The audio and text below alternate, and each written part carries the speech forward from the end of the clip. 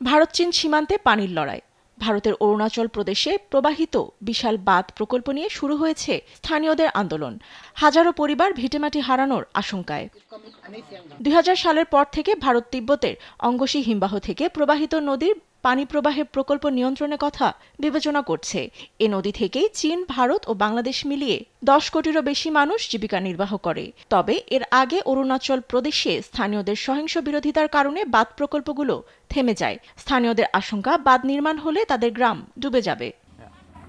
গেল বছরের ডিসেম্বর মাসে চীন ঘোষণা দেয় তারা সীমান্তের একটি জেলায় বিশ্বের সবচেয়ে বড় পানি বিদ্যুৎ বাঁধ নির্মাণ করবে, যেটি ইয়ারলুং জাংবো নদীর ভারতের প্রবেশদ্বারে অবস্থিত।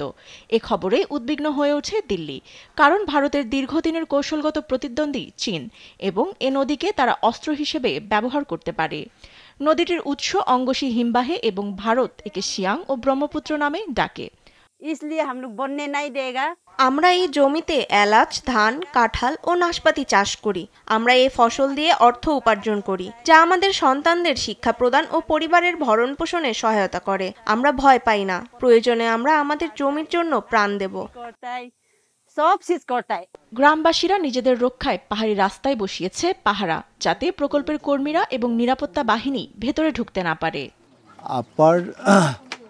সরকার যদি জোর করে সিয়াং নদীর উপর প্রকল্প নির্মাণ করতে চায়, তাহলে অবশ্যই অরুণাচল প্রদেশের মানচিত্র থেকে আদি সম্প্রদায়ের অস্তিত্ব মুছে যাবে। কেন্দ্রীয় সরকার এখনো স্পষ্ট সিদ্ধান্ত জানায়নি, তবে অরুণাচলের মুখ্যমন্ত্রী এটিকে অস্তিত্বের হুমকি বলে মন্তব্য করেছেন। পানি নিয়ে ভারত চীনের এ প্রতিদ্বন্দ্বিতা কোন দিকে মোড় নেবে তা নিয়ে দুশ্চিন্তা সীমান্ত থেকে ঢালাওভাবে ছড়িয়ে পড়ছে গ্রাম থেকে শহরে। নিউজ ডেস্ক, দেশ টিভি।